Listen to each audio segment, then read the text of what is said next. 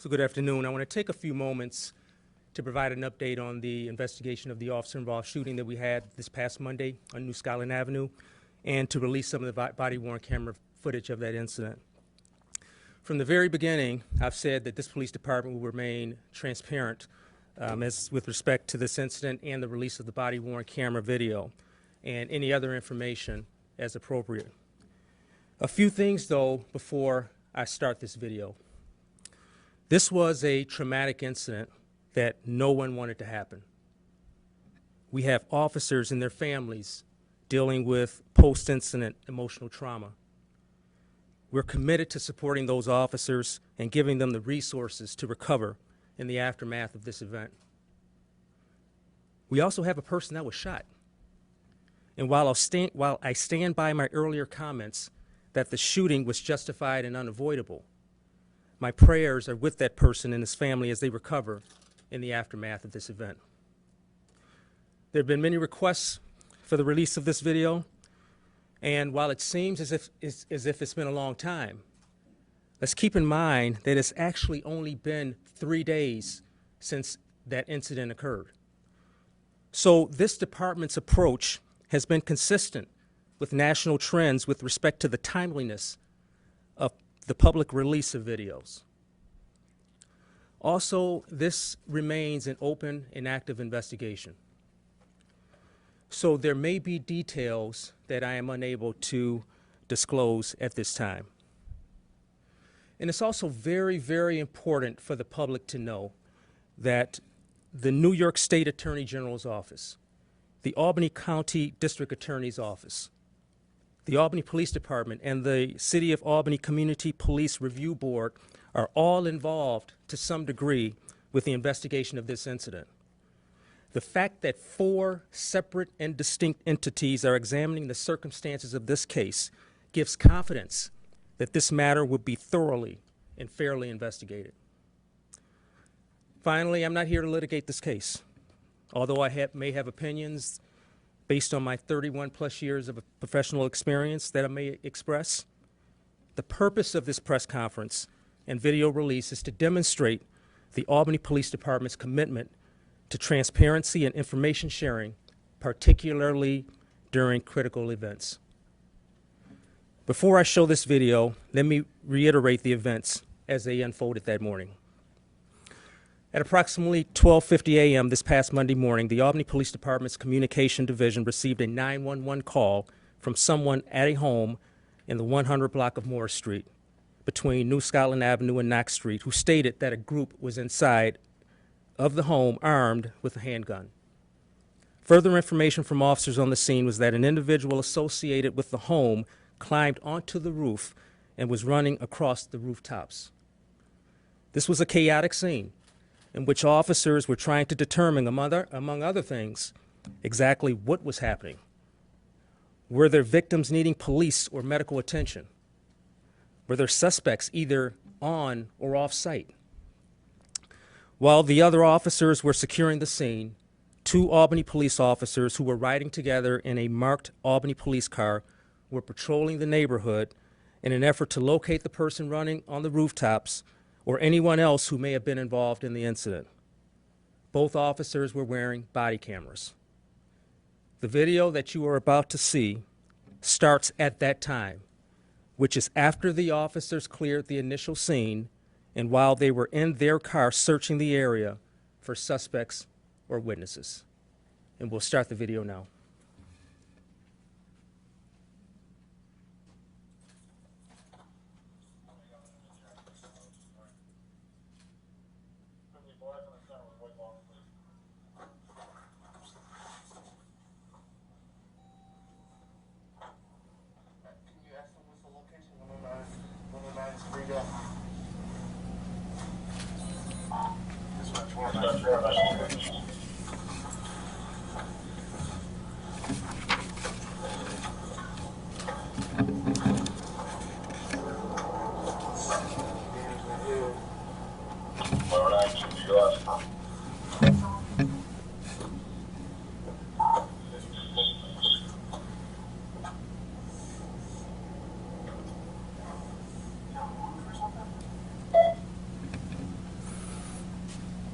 was the last location for the suspect?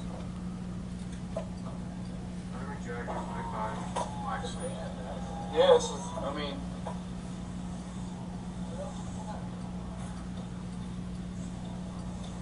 Dispatch 95. What was the last location for the suspect? Gina Madison, parking lot on the corner, on one direction, travel. Parking lot on the corner by the stores? No, you're on the road, like I'm talking about down by me, if I can't see the other side. But there's a chance to go on the roof, so be advised.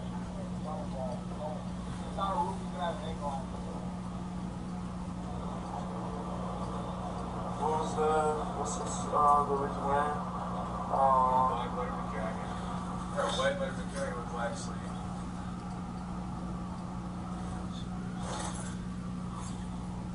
This ain't him on the roof.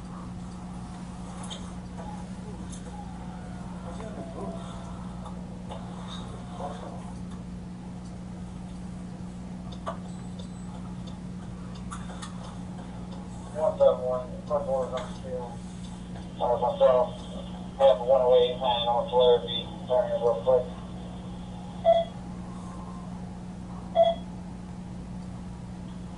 Someone clear the building at 107.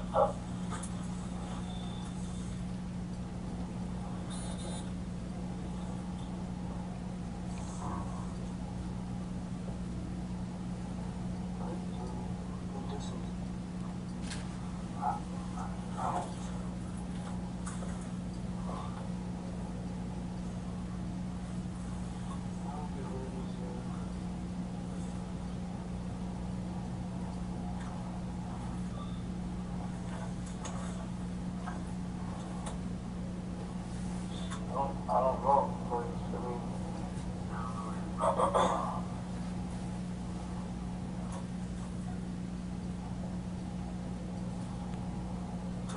171 North County Jail is on the subject on the roof. 29 negative.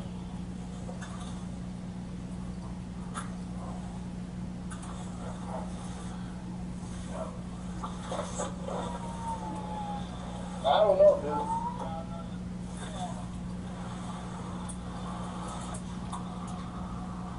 I don't think it would be this, because Morris is 2 streets back. So you want to go straight down? Let's, like, if we go around again, go 2 streets in, because this is, we got Madison. Morris and then so, Just so you want to go around again. Like straight down. I mean, like, you can't, like, cross the street, obviously, but I don't know. But I don't get why he said Madison, though. Parking lot, Madison. Okay. I could see Yeah, so behind the CVS. yeah, either that or right here. You know what I mean? Be like this parking lot or like, so Morris is Morris is right here. the next one. This is Dana right here. This is Myrtle. That's Morris right back there. No, that was Dana. Dana is a street. This is Morris, but Morris and then Myrtle. Oh, you're right. Out the street.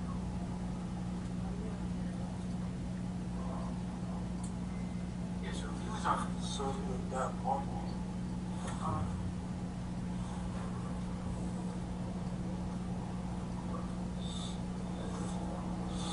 Used to mess with my food, bro. So.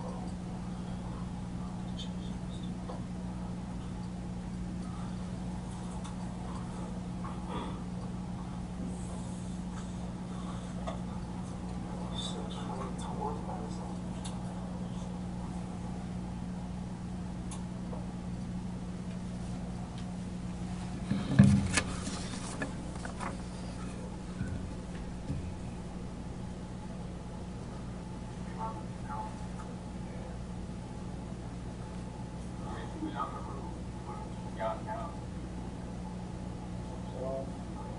Just trying to see, because we gotta go roof from over here.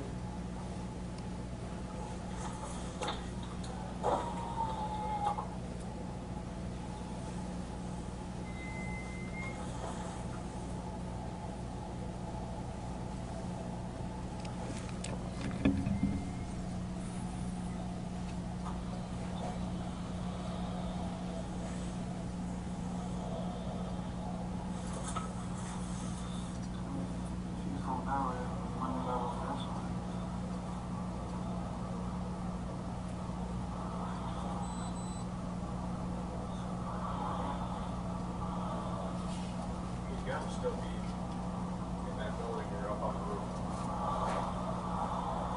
You know what I mean? Alright, officer, what's your location? I'm in the rear 117 Forest Street, the back. The suspect that I saw was up on the roof of the yellow building in the corner in the parking lot of Dana and Morris. Listen. Okay, are these parties all set over here at Dana?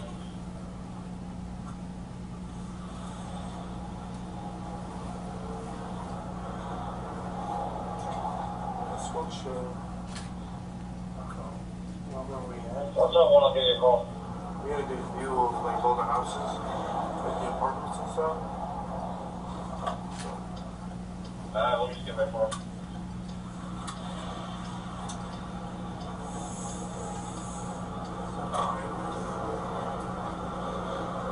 Just keep looking over there too, just in case you see it.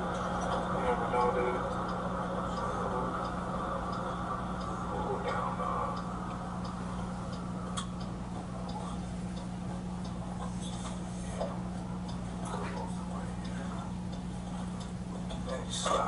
Scotland and Madison. I think he meant to say going towards Madison.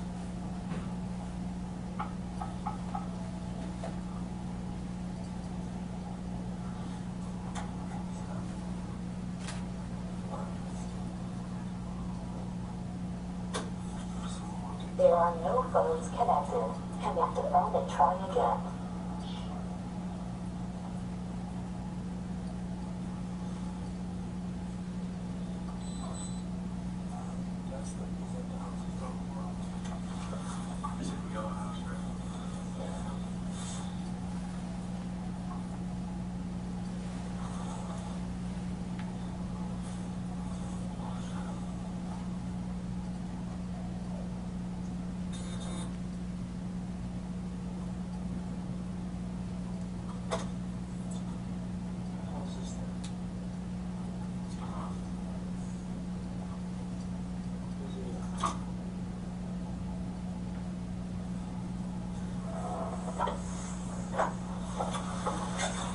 How you doing, buddy?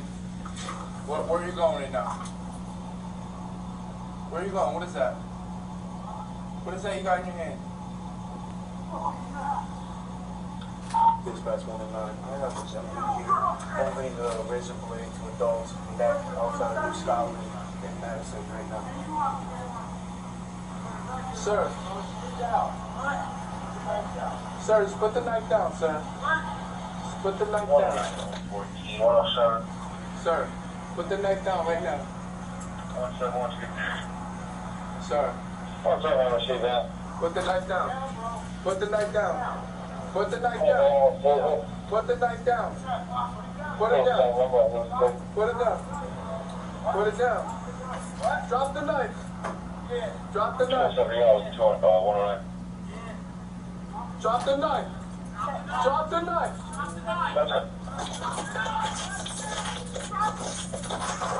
Positive. So that was the body worn camera of the driver of the vehicle. So the next portion that you'll see now will be the body worn camera of the officer who was riding in the passenger side of the vehicle and the officer who actually fired the shots. Go ahead, Steve.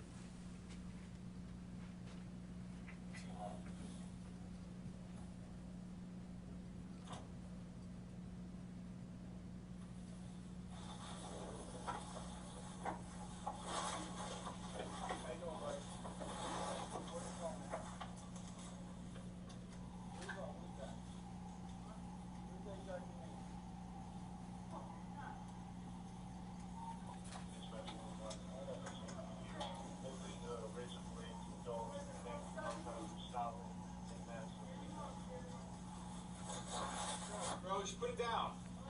Put the knife down.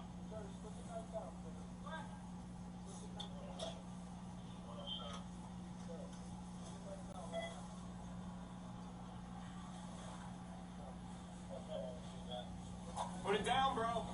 Put it down. Put it down. Put it down right now. Drop the knife, bro. Drop the knife. Yeah, drop it. Yeah. Yeah. Drop the knife. Drop the knife. Drop the knife. Drop it. Drop it now. Drop it.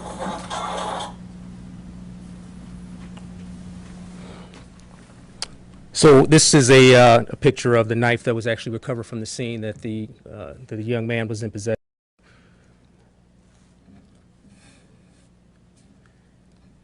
So right now, again, this matter is still under investigation. There's still officers in interview. There's still evidence that needs to be processed. There's still outside agencies that we're working with on this case. But as you can see, as I stated Monday, during the press conference Monday, this was an officer that was under attack. And this was not just under attack, but under a deadly force attack. And the officer, in my opinion, took the necessary actions in order to protect himself at that point. So right now, we've seen the video, and I'm prepared to take any questions that you may have regarding it. He was not necessarily, or Mr. Young was not necessarily related to the home invasion. It was kind of just they stumbled upon him during their search? Yes and no. From what I understand, he actually resides in the house where the home invasion occurred and where it was reported. And we're still trying to determine, if he was involved in the calling of that home invasion, if he was there or what. But he actually resides in that house. But their actual encounter with him it wasn't a detention at all. It wasn't necessarily the police attempting to stop a person. I may have characterized it as a stop on Monday, but clearly this wasn't a stop. This was a person that's in the middle of the road with the dog, and when they just ask a very benign question, the person pulls out a knife, and at that point the dynamics of that encounter changed. There are questions that have been raised about Young's mental health. Are there any indicators that he has mental health issues that you're aware of? I don't know. I've heard and I've seen things that have been reported, and I've heard people who are associated with that person who have said that he has some mental health issues.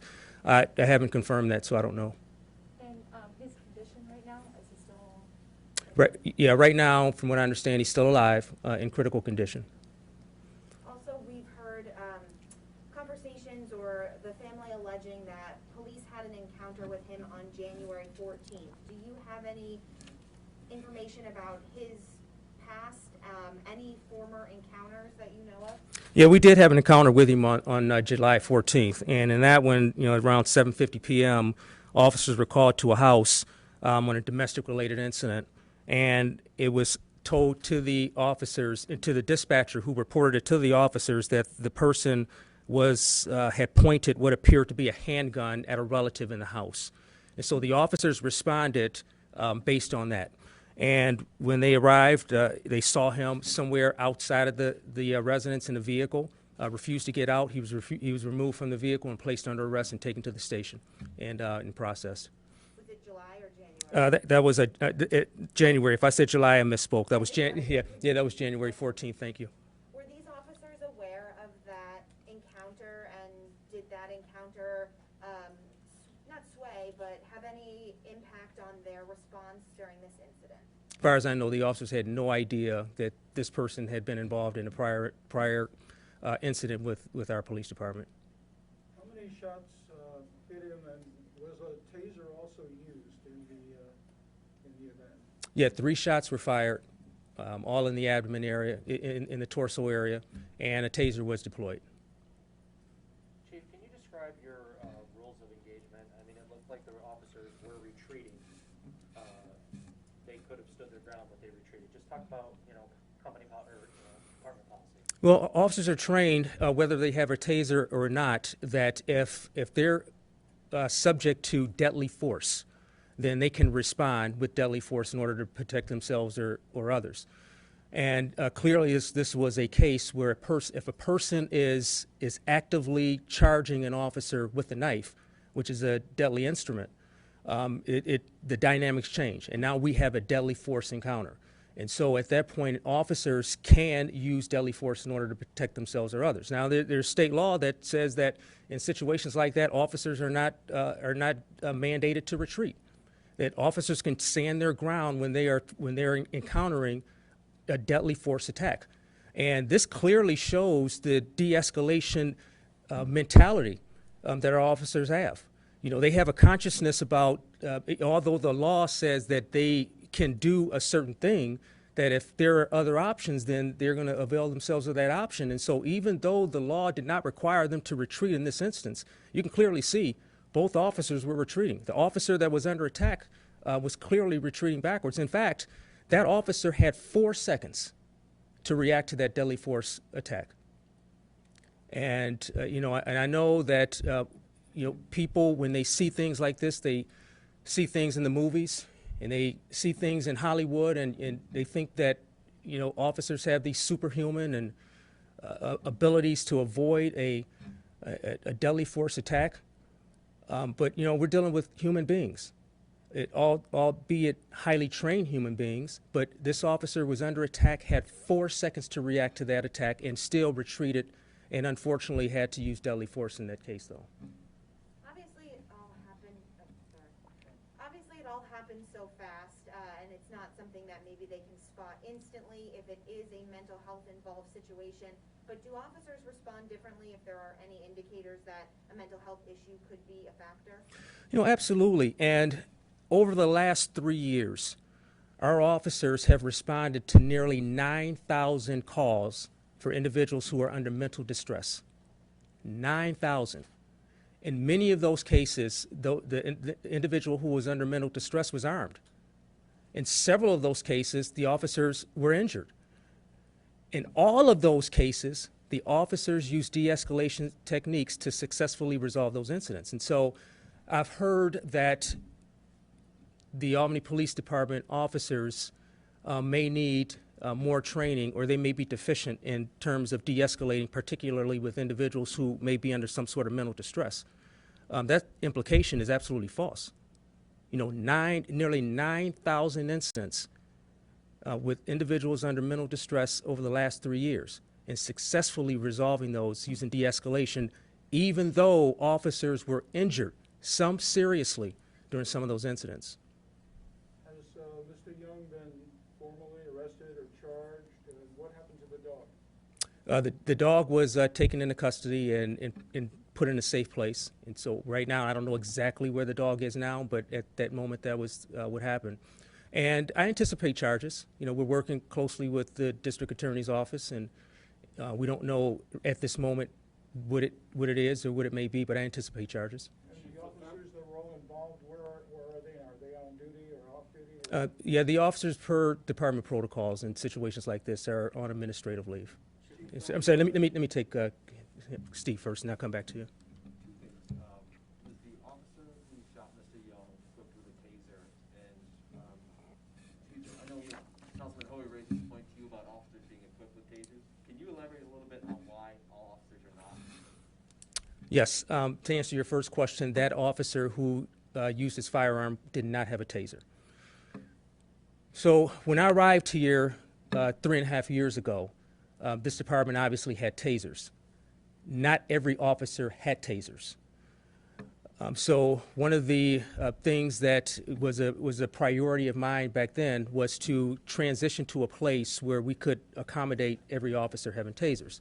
Now, in August of 2020, we purchased new tasers. We replaced the entire stock of tasers that we had, and we upgraded to a taser system that allowed us to sync the tasers with the in-car camera and gave us much more technological capabilities. And so that was an opportunity to do it. The only thing is, that was in the wake of George Floyd. It was in the wake of police reform movements. And so I had, as chief, made a decision to prioritize other things besides adding less lethal weapons into this department. And so I prioritized additional training for our officers in de-escalation techniques, ensuring that we have an opportunity when the budget next budget session came to incorporate civilians and non-sworns into our department to help us with victim advocacy, social workers, and also to help us with sorts of de-escalation techniques as well. And we had other trainings as well that I prioritized at that time because, again, when we go back to August of 2020, that was a time when there was an expectation that police departments across this country would prioritize those things, prioritizing de-escalating when they're encountering these sorts of situations. And so when given a choice of adding weapons to the department, less lethal weapons, and training our officers, I made the decision to train our officers at that point, while at the same time maintaining, at the very least, maintaining what was already there, with the understanding that when we had an opportunity, we would increase it. Another thing to remember is that with this the new tasers that we purchased in August of 2020, it requires that any officer that is certified to use those tasers, they must undergo 16 hours of training. So that means when you're talking about a department that's already short-staffed and you have to take officers out of service for training, I made a decision to prioritize, if we had to endure those sorts of stresses in terms of staffing and taking people out of service to train, I made a decision to prioritize de-escalation training and trainings that will help these officers in situations where if they were encountering a lethal force situation or any type of situation where they have to use any type of force potentially, they would have the tools and the resources and the training to de-escalate those situations. And so that's where we are now. It has always been our priority, or it has always been something that we were planning to do, to increase the amount of tasers in our department, and we still have that opportunity to do it. And we still plan to do it. It's just that at the time when we purchased the new system that we had right now, the other priorities that I just explained were things that I wanted to move forward on. Chief, Mr. Young was arrested on January 14th, taken into custody. The paperwork says that he did not comply with fingerprinting or being photographed. However, the arrest paperwork does not describe what happened after that. His family alleges that he was beaten. Is there any truth to that? Absolutely not. We have complete video footage of our entire booking area.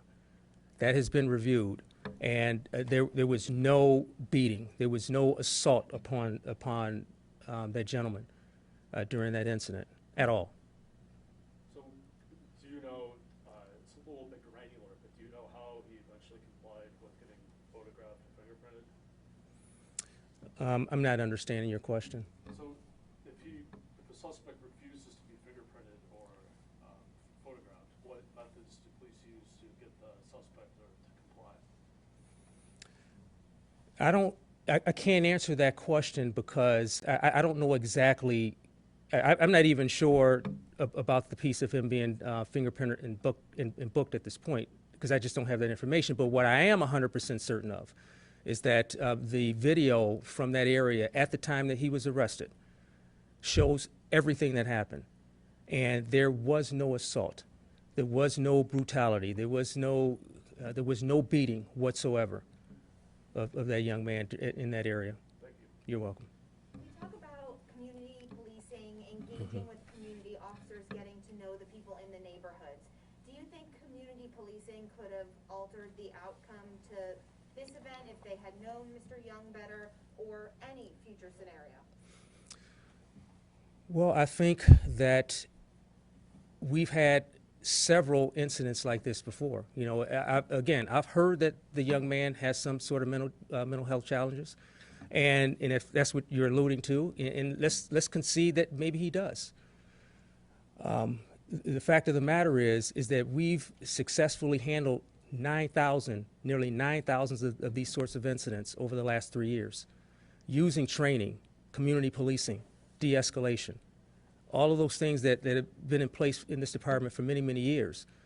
What we have here is an individual, despite all those efforts and despite all the successes that we've had, this individual decided for whatever reason to attack an officer, to have a deadly force attack against a police officer without provocation.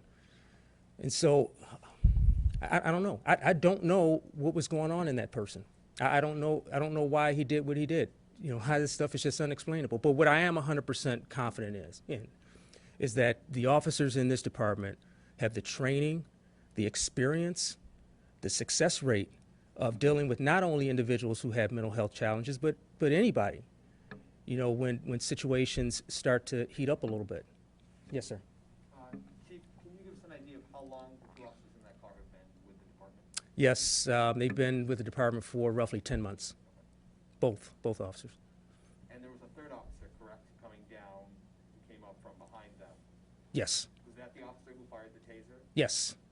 Yes. Chief, can you talk about what goes through the mind? Obviously, you go through training, muscle memory, everything having to do with the situation that, going off of her question having to do with possible mental health, you said 4 seconds. What goes through the mind of an officer at that time that, can you even think about potentially their background of the suspect, what could they be facing type of thing versus potentially looking at a weapon? My observations from watching that, from experience as a road patrol officer and just 31 plus years of police experience, is that even no matter how well trained you are, when you're placed into a deadly force situation, and that's what this was. This was where this officer was he clearly understood that he was in a deadly force situation. And this officer had 4 seconds to react. And so when any of us are placed in a situation like that, we're concentrating so much on this threat that it's hard to see the periphery. It's hard to see what's around you. It's hard to see who's behind the suspect. You're so focused on this person that is trying to kill you. And it's a difficult place to be in. And I think it's important for the public to understand that. This was albeit on the department a short period of time, but a very well-trained officer. The tactics that were used throughout this whole thing, I'm highly impressed with for such a young officer. And that officer was put in a place where he had to make a decision within 4 seconds. And he did not create that scenario. And I'm sure he probably did not even anticipate it. Again, we've gone on over 9,000 of these calls, and our officers have not encountered a situation where a person has actively attacked them in a deadly force type of way. So it's difficult, and I think it's important for the public to understand that these are some very, very difficult circumstances for these officers to operate in. How extensive is the mental health response training? So every officer gets the training in our police academy, and they get training in crisis intervention training. They get training in dealing with individuals who have along the autism spectrum, for example. And so they get a lot of that sort of training. And we also have connections with the mobile crises team and things like that. And so these officers are well versed and well trained in dealing with individuals who are under mental distress. And again, I go back to the amount of times that they deal with this.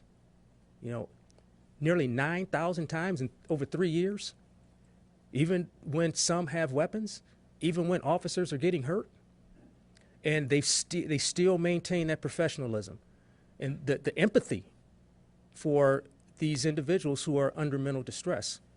I mean, I've sat in my office many times, and I've heard these calls come out. I've heard the calls come out where a person has some sort of weapon, and the officer is there and is told to the officer that this person is under some sort of mental distress. And I've heard how these officers are responding and dealing with these. And I marvel when I hear these calls come out, and I hear the officers clear the scene. I just marvel at how these officers are handling these situations on an almost daily basis. And so I think the amount of times that we have successfully dealt with these is reflective of the type of training and experience and empathy that these officers have when they're dealing with individuals under mental distress. Did anyone ask how the officers doing? It's tough. I mean, these are young officers. it's just like I mentioned, 10 months on the job, and we have a situation like this. The officers are human. They don't want to be in a deadly force situation. They don't want to be put in a place where they have to use deadly force in order to protect their lives or somebody else's. So it's tough. And so we're giving particularly the officer who fired his weapon, we're giving, that officer and the others the support, the resources that they need, and their families. I mean, from what I understand, especially with this one, we have family members who are undergoing a great deal of emotional stress and trauma. But they have a loved one who's brand new on the job. He's a young man, and he's and we hear what happens across the country when officers are involved in shootings, and we hear that the immediate skepticism from the public when it happens. And they've seen how some officers, even when the shootings are justified, how those officers are treated, and so the family members are feeling all this, and so it's a tough time, but we're helping these officers work through it. Has the police review board seen any of the footage yet? Yes, we've made the footage available, and they have indeed reviewed the footage. Is the suspect involved in the home invasion still at large? Are you still working on that incident? There was a person that was arrested at that home, either right before or right after this incident here. And I'm not exactly sure what the charges are on that suspect, but there was a person that was arrested. Along the lines of mental health, I just imagine there's a fine line between pulling up on somebody who's having a mental health crisis, they have a deadly weapon, but then as a police standpoint, when you pull out your gun, I can imagine that increases whatever stress the person with the mental health issue is going through. How do you guys walk that fine line and make sure that you're not pulling weapons on somebody who is going through a mental health crisis until it's totally necessary? Well, a lot of it is discretionary, obviously, because there are a whole lot of factors involved in whether or not an actual officer actually draws his or her weapon. In this case, the facts of the matter are, the officers were there. This person, it was just a benign greeting from the officer, and this person brought out a weapon, and so that indicates that this person has some sort of intent. We don't know what it is, but potentially this person has some sort of intent to harm someone, and so the officers use their discretion in that point. Now, in this case here, I don't have a problem with that. I think that under the circumstances, we've got a mastiff sized dog that's loose. We've got a person that has a weapon that even tells the officer that he has a knife, exhibiting some level of instability. We don't know what it is. We don't know if it's mental health or whatever. And we got to remember, this encounter took 60 seconds from the time that they encountered this person until the shots were fired. The officers don't have, in 60 seconds, you can't make a mental health diagnosis. I mean, certified professionals in the field, I'm sure, can't make a mental health diagnosis in 60 seconds. And so the officers, they can only, take a look at what's happening around them, just some basic things with this person to assess how they want to handle this incident. But again, as I close, to me, clearly, this person may have had some sort of problems. I don't know what.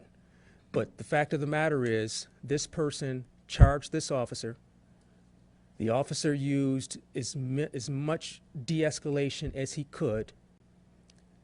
Very last moment, the officer used his firearm, retreating backwards, despite the fact that the law says that if a police officer is under a deadly force attack, that police officer does not have to retreat, and the police officer can use deadly force in order to protect himself or others.